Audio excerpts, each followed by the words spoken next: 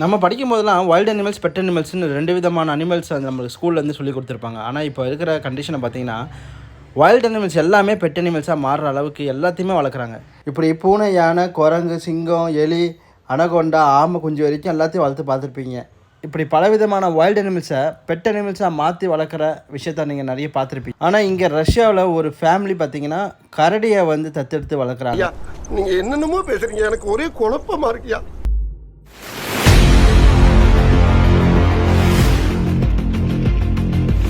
ஆமாயா, இந்த கரடியை சின்ன குட்டியிலேருந்து எடுத்து இந்த கப்புள்ஸ் வந்து வளர்த்துட்டு வராங்க.